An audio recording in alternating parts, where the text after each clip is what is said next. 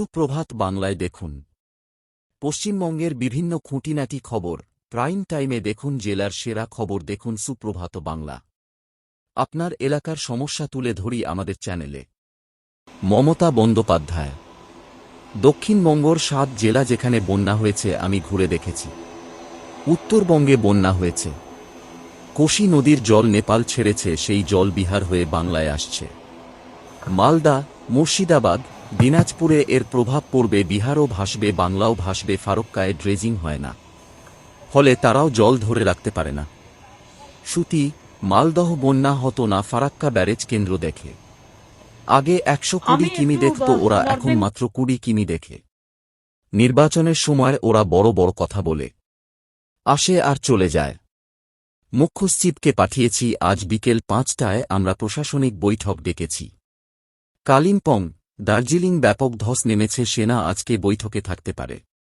না থাকলে আমি কথা বলবো। আমি রাস্তা নতুন বানিয়েছি। কেন্দ্র থেকে কেউ ফোন করেনি, আর্থিক সাহায্য করেনি। আমি একটু নর্থ বেঙ্গলে যাচ্ছি, কারণ দক্ষিণবঙ্গের ৭টা জেলা আমায় ঘুরে নিয়েছি যেখানে যেখানে বন্যা হয়েছে।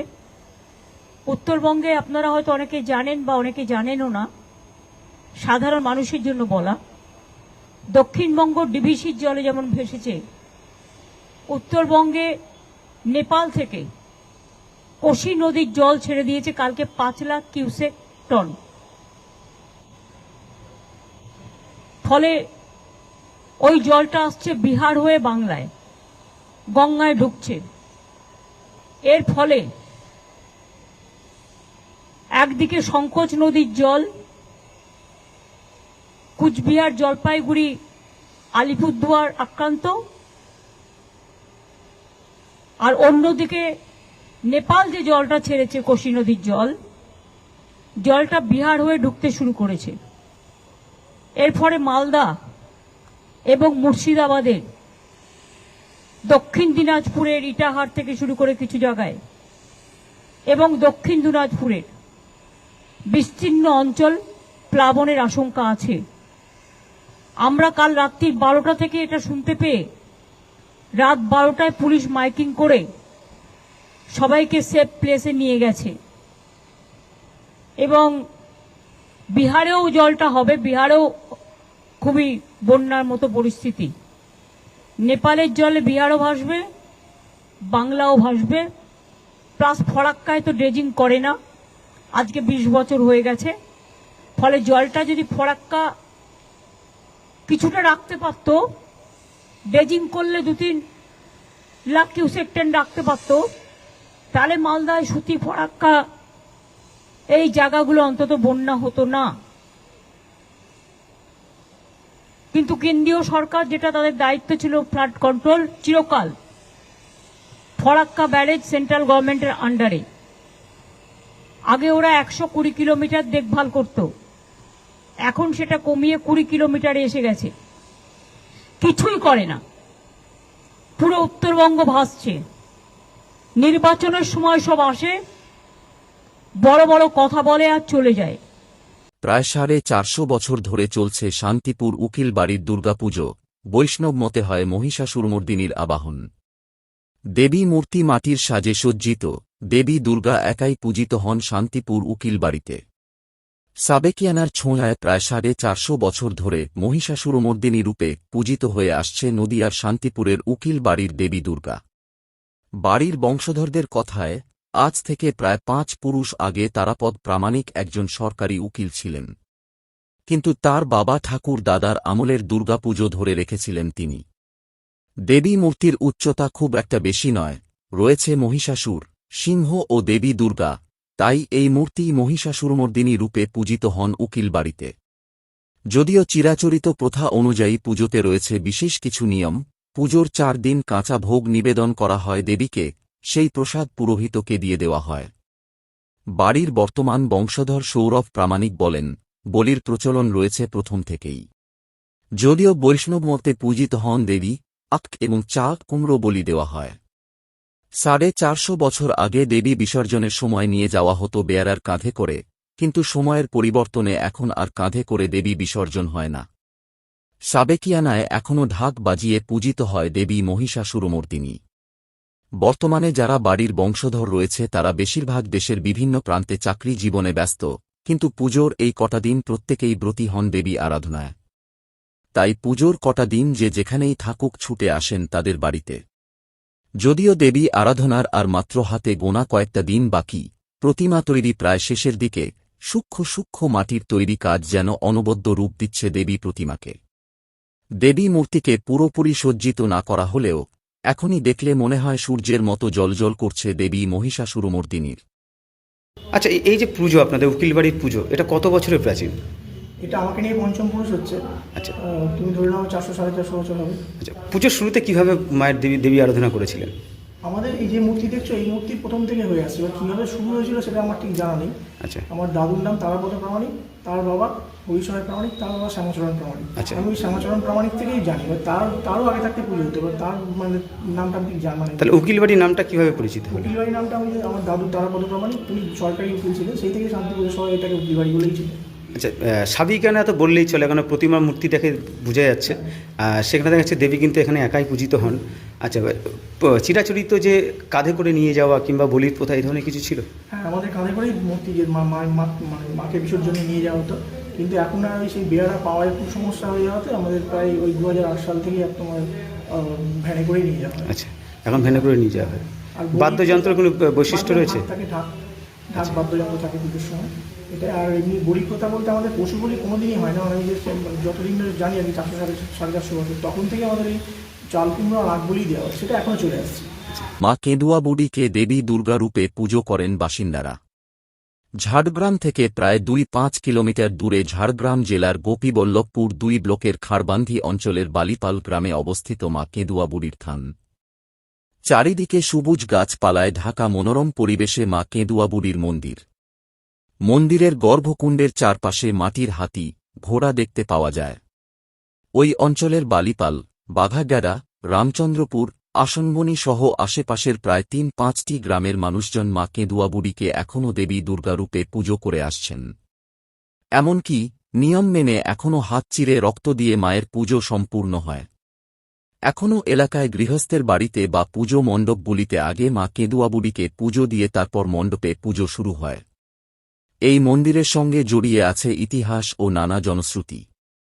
16 শতকে ঝাড়গ্রামের গোপীবল্লভপুর 2 ব্লকের এই এলাকাটি চিয়ারা পরগনার অধীনে ছিল। আনুমানিক 500 বছর আগে পুরীর ক্ষত্রিয় রাজকুমার বলিপালদেব রাজ্যচ্যুত হয়ে ভাগ্যক্রমে এলাকায় এসে পৌঁছান। এই রাজ্যে তখন কেঁদ গাছে ভরা জঙ্গল। ক্ষুধার্ত রাজকুমার তখন একটি নিমগাছের তলায় বসে বিশ্রাম নেন। তখন এক উপজাতি কিশোরীর রূপ ধরে দেবী মা রাজকুমার বলিপালদেবকে কেঁদ ফল খেতে দেন এবং পরে স্বপ্নাদেশ দিয়ে বলেন ওই নিম গাছের নিচে কুণ্ডে দেবী অধিষ্ঠিতা। দেবী পুজো চান, তবে দেবী শর্ত দেন যে কোনো মন্দিরে নয়, উন্মুক্ত আকাশের নিচে তিনি পুজো চান। তিনি আরও বলেন, পুজো শুধুমাত্র নিম্নবর্ণের বাগদিরাই অর্থাৎ দেহুরি সম্প্রদায়ের লোক করবেন। তারপর দেবী মার কৃপায় পরাক্রমী রাজা হন বলিপালদেব। তাঁর নাম থেকেই এই গ্রামের নাম হয় বালিপাল। আর কেঁদ গাছের জঙ্গল থেকেই দেবীর নাম হয় মা কেঁদুয়া বুড়ি। এবং সেই সময় কাল থেকেই মা একই রকমভাবে পূজিতা হয়ে আসছেন। এবং দুর্গা পূজার সময় এই কেন্দুয়া থানে বিশেষভাবে মা কেঁদুয়া বুড়ি দুর্গারূপে পূজিত হন। এবং এখনও সেই বাগদি সম্প্রদায় পৌরাণিক আচার বিধি মেনে পুজো করে চলেছেন। তাই বালিপাল গ্রামে মা কেন্দুয়া বুড়ির মন্দিরে পুজো দিতে সারা বছর দূর দূরান্ত থেকে বহু মানুষ বালিপাল গ্রামে এসে মায়ের মন্দিরে পুজো দেন। দুর্গা পুজোর দিনগুলি নিয়ম মেনেই মায়ের পুজো করা হয়। বিশেষ করে নবমীর দিন বিশেষ পুজো হয়, পাশাপাশি পাঁঠা বলি হয়। সেই দুর্গা পুজোর কয়েকদিন বালিপাল গ্রামে কেন্দুয়া বুড়ির পুজো দেখতে মানুষের ভিড় উপচে পড়ে। এই গ্রামের বাসিন্দা অর্ধেন্দু সাঁতরা, সুদত্ত বাসুরিরা জানান, প্রায় 35টা গ্রামের মানুষেরা এই মন্দিরে পূজা দিতে আসেন।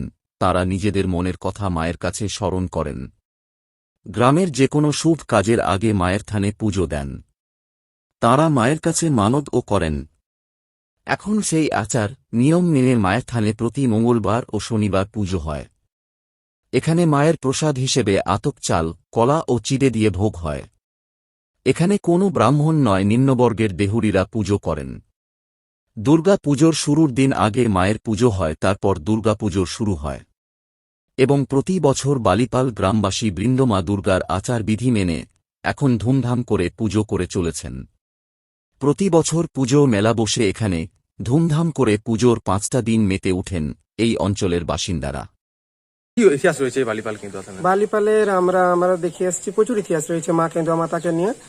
আমরা ছোট থেকে দেখে এসেছি কেন্দুয়া মাতাকে আমরা মানে সবাই প্রচুর বিশ্বাস করে থাকি আর কি। মায়ের প্রতি নিষ্ঠা আমাদের সবারই থাকে, আর যে যে মানত করে এখানে তা পুরো সফল হয় এখানে আর কি। আর কেন্দুয়া মাতার কাছেই আমাদের দুর্গাপুজো হয়, বছরে পড়েছে 68 বছরে। আর কেন্দুয়া মাতার থানে আমাদের মঙ্গলবার শনিবার পুজো হয়ে থাকে 2 দিন। আচ্ছা, কেন্দুয়া বুড়ির প্রতিষ্ঠাতা নিয়ে কি শুনেছেন? আমরা তো শুনে আসছি আজ থেকে বোধহয় 500 তারও বেশি হতে পারে বছর পুরনো পুজো। সেটা এখনো কেউ ঠিক করে বলতে পারেনি যে কবে থেকে পুজো শুরু হয়েছে। কিভাবে সৃষ্টি হয়েছে? আমরা শুনেছি গল্প যেটুকু আমাদের দাদু ঠাকুমার কাছ থেকে, এক ঝাড়গ্রাম রাজা যিনি ছিলেন ওনাকে স্বপ্নাদেশ দিয়েছিলেন মা। এখানে উনি এসেছিলেন ঘুরতে এবং স্বপ্নাদেশ পেয়ে মায়ের পুজো উনি আরম্ভ করেন এখানে। কিভাবে শুরু হয়েছিল পুজো? পুজো শুরু হতে কেন্দ্রীয় থানার যে থান আছে আমাদের, সেখানে উড়িষ্যা থেকে রাজ পরিবারের এক সদস্য সেখান থেকে বিতাড়িত হয়ে আসেন, তারপরে এখানে আশ্রয় নেন একটা নিম গাছের নিচে। তো নিম গাছের নিচে খুব ক্লান্ত হয়ে তিনি ঘুমিয়ে যান। তারপর দেবীর স্বপ্নাদেশ হয়, তিনি তারপর দেবী তাকে তার আহারের জন্য সেখানে কেঁদ গাছ ছিল, সেই কেঁদ গাছের ফলটা খেতে দেন। তারপর দেবী তাকে স্বপ্নাদেশ দেন, স্বপ্নাদেশ দেওয়ার পরে তার এখানে পূজা হওয়ার জন্য তার প্রতিষ্ঠান করেন। তারপর থেকে পুজো হয়ে আসছে। আর কি পাত্রসায়ের বাঁকুড়া 350 বছরের প্রাচীন জমিদার বাড়ি মুচিরাম ঘোষ থেকে মণ্ডল জমিদার হওয়ার ইতিহাস রয়েছে। দামুকামুর জলদস্যুদের সঙ্গে যুদ্ধের কাহিনী সবকিছুই জড়িয়ে হদল নারায়ণপুরে জমিদার বাড়ির 300 বছরের প্রাচীন দুর্গাপুজোর ইতিহাসের সাথে। আজ থেকে প্রায় 350 করে বছর আগে বর্ধমানের নীলপুর গ্রাম থেকে ভাগ্যের খোঁজে বেরিয়েছিলেন মুচিরাম ঘোষ। ঘুরতে ঘুরতে বাঁকুড়া জেলা পাত্রসায়ের থানার নারায়ণপুর বোদাই নদীর তীরে এসে তিনি ক্লান্ত হয়ে পড়েছিলেন। সেখানেই শুরু করেন বস্তি। সাক্ষাৎ হয় সেখানকার বিশিষ্ট গণিত আচার্য শুভঙ্কর রায়ের সাথে। তখন মল্ল রাজাদের রাজত্বকাল, মল্ল রাজা ছিল গোপাল সিংহ। একদিন মুছিলাম ঘোষ শুভঙ্কর রায়ের সাথে গিয়ে বিষ্ণুপুরের মল্ল রাজাদের সান্নিধ্য লাভ করেন। মুচিরাম ঘোষের ব্যবহারে এবং তার কার্যকলাপে খুশি হন মল্ল রাজা গোপাল সিংহ। মল্ল রাজাদের দাক্ষিণ্যেই দামোদরের উপনদী বোদাই এর তীরে বিশাল এলাকার জমিদারি লাভ করেন তিনি। বাঁকুড়ার হদল ও নারায়ণপুর গ্রামের মাঝে বিশাল জমিদার বাড়ির প্রাসাদ তৈরি হয়। আরও পরে ব্রিটিশদের কাছ থেকে ওই এলাকার মোট 7টি নীলকুঠি ইজারা নিয়ে নেয় মণ্ডলরা। কথিত আছে সে সময় বোদাই নদীতে নীল বোঝাই করা বজরা ভাসিয়ে দূর দূরান্তে তা রপ্তানি করত মণ্ডলরা। সে সময় নীল বিক্রি করে প্রচুর ধন সম্পদ নিয়ে বজরায় করে গ্রামে ফেরার সময় কোন এক জায়গায় জলদস্যুদের কবলে পড়েছিল মণ্ডল বাড়ির কোন এক পূর্বপুরুষ। সেই সময় ওই জমিদারের সাথে ছিল 2 লাঠিয়াল দাম ও কামু। হঠাৎ করেই জমিদারের বজরায় হানা দেয় জলদস্যুরা। সর্বোচ্চ লুট হয়ে যাওয়ার ভয়ে অসহায় হয়ে পড়েছিলেন জমিদার। তখন জলদস্যুদের সঙ্গে নিজেদের জীবন বাজিয়ে রেখে লড়াই করেছিলেন দামু ও কামু। জমিদার ফিরে পেয়েছিলেন তার সমস্ত সম্পত্তি, ফিরে পেয়েছিলেন প্রাণ। জলদস্যুর হাত থেকে বেঁচে ফিরলে বজরায় থাকা যাবতীয় সম্পত্তি দুর্গার নামে দেবত্তর করে দেওয়ার মানত করেন তিনি। পরে তিনি সুস্থভাবে ফিরে এলে ওই বজরায় থাকা সমস্ত ধন সম্পদ দিয়ে বিশাল দুর্গা দালান, রাস মঞ্চ, রথ মন্দির, নাট মন্দির, নহবত খানা তৈরি করেন। বংশ পরম্পরা পূজা চালিয়ে যাওয়ার জন্য বহু জমি ও পুকুর কিনে সেগুলি দুর্গার নামে দেবত্তর করে দেন। একদিকে নীলকুঠির বিপুল আয়, অন্যদিকে বিশাল জমিদারির খাজনায় ফুলে ফেপে ওঠে রাজকোষ। তার প্রভাব পড়ে দুর্গাপূজাতেও। সে সময় পূজার সময় 7 দিন ধরে নহবত খানায় বসত নহবত। দুর্গা মন্দির সহ সমস্ত মন্দির সাজানো হতো বেলজিয়াম গ্লাসের বিশাল বিশাল সেজের ঝাড়বাতিতে। পূজার সময় বসত পুতুল নাচের আসর, হতো যাত্রাপালা। দুর্গা পূজার প্রতিটি নির্ঘণ্ট ঘোষিত হতো ধ্বনির দ্বারা। দূর দূরান্তের মানুষ ও প্রজারা হাজির হতেন জমিদার বাড়িতে। আজ আর সেই নীলকুঠিও নেই জমিদারিও। তবু বিশাল দেবত্তর এস্টেটের আয় দুর্গাপূজায় আয়োজনের ত্রুটি রাখেন না মণ্ডল বাড়ির বর্তমান প্রজন্ম। আজও পুজো এই মণ্ডল জমিদার বাড়ির নহবত খানা থেকে বেরিয়ে ওঠে সানাইয়ের সুর। ভাড়ার থেকে পুরানো দিনের সেই ঝাড়বাতি বার করে তার ধুলো ঝেড়ে দুর্গাপূজার সময় টাঙ্গানো হয় দর দালানের বিভিন্ন প্রান্তে। দেশ বিদেশে ছড়িয়ে থাকা পরিবারের সদস্যরা আজও পূজার সময় ছুটে আসে শুধু ইতিহাসকে ছুঁয়ে দেখার লোভে। আনুমানিক ৩০০ বছরের উপরে এটা হয়ে আসছে। এটা সূচনা হয়েছিল আমাদের আদি জমিদারের নাম হচ্ছে মুচিরাম ঘোষ। তিনি বর্ধমানের নীলপুর, বড় নীলপুরের ওখানে তার ছিল। তিনি আস্তে আস্তে ওনার এসে হদল বলে এক গ্রামে উনি বসতি স্থাপন করেন। নদীর এই যে বদাই নদী যাচ্ছে আমাদের পাশ দিয়ে, ওতে খাওয়ার জন্য ওরা এসে এখানে এসে পত্তন করেন। তারপরে আস্তে আস্তে আমাদের জমিদাররা বংশ পরম্পরায় ঠাকুর প্রতিষ্ঠা করে এক এক মন্দির স্থাপন করে পূজা আরম্ভ করে। আর আমাদের এইটা ছিল বর্ধমান রাজার আন্ডারে। তারপরে আমরা বিষ্ণুপুর মল্ল রাজার কাছ থেকে আমাদের এখানে শুভঙ্কর গণিতঙ্গ এক ছিলেন, তার দেওয়ান হিসেবে আমাদের এই জমিদারি পতন হয়। এই পুজোটা কদিন চলে আপনাদের? 4 দিন। ষষ্ঠীর দিন বোধন হয়, সপ্তমী, অষ্টমী, নবমী, দশমীর দিন আমাদের বিসর্জনও হয়ে যায়, ঠাকুর বিসর্জন হয়ে যায়। এই 4টে দিন যে পুজোটা মায়ের আরাধনা করেন, অনুষ্ঠান কিভাবে? আমাদের অনুষ্ঠান যেমন গুপ্ত প্রেস পঞ্জিকা মতে আমাদের পুজো হয় ওদের, এবং প্রতিদিন রাত্রেবেলা যাত্রা, নাটক, থিয়েটার, যে কোনো সময় যেদিন ফাঁকা থাকে দশমীর দিন বাদ দিয়ে বাকি 3 দিন অনুষ্ঠান হয়। এবং আমাদের বাড়িতে যত ফ্যামিলি থাকে তারা বাইরে থেকে সব আসে এখানে পুজোর সময়, এবং তখন এই দুর্গা মণ্ডপে দাঁড়াবার স্থানও থাকে না। দূর দূরান্ত থেকে কত মানুষের সমাগম ঘটে? মোটামুটি ধরে নেন এই ধারে পাশে যত গ্রাম আছে এরা আসে, মোটামুটি তারা পুজো দিতে আসে। তাদের এইটাই বড় পুজো, তারা এখানে আনন্দ উপভোগ করে, সবাই মিলেই পুজো টুজো দেয়, সবাই করে। এটা তো আমাদের পারিবারিক পুজো, কিন্তু তবু আমাদের গ্রামের যে পাশাপাশি গ্রাম আছে তারা এখানে এসে জমায়েত হয়, তারা পুজোর দেখে, বলি দেখে, সব করে। পুজোতে তো একটা মোটামুটি খরচা অ্যামাউন্ট প্রচুর পরিমাণ, সেটা কি সমস্ত ফ্যামিলি আমাদের সবাই? না, এটা হচ্ছে আমাদের দাদুরা জমিদারি প্রথা, তো জমিদার রেখে গেছিল, সব ঠাকুরের নামে জমিদারি আছে। কিন্তু এখন তো বুঝতে পারছেন তো জমির থেকে ধান উৎপাদন হচ্ছে, চাষিরা দিচ্ছে না। কিন্তু আমাদের বাড়ির ছেলেরা যারা থাকে তারা ওই যাত্রার অনুষ্ঠান সেই তার থেকেই আর কি যে খরচ করে, তারা নিজের পকেট থেকে দেয়, আমরা যেমন দিই, সাহায্য করি, সবাই সাহায্য করে। আর এমনি পুজোর জন্য আমাদের দেবোত্তরের টাকার থেকেই হয়।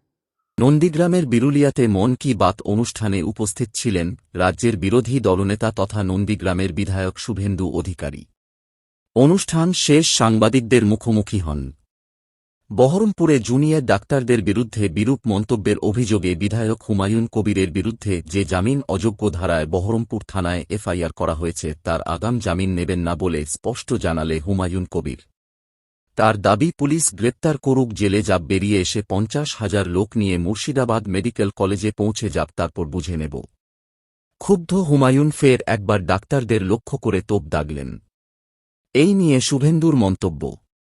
সাগর দত্ত মেডিকেল কলেজের ঘটনা নিয়ে মন্তব্য শুভেন্দু অধিকারীর। সব জায়গায় হবে। মমতা ব্যানার্জি হচ্ছে সমস্যার মূল কারণ। মমতা ব্যানার্জি যতক্ষণ মুখ্যমন্ত্রী থাকবে ততক্ষণ এটা হবে।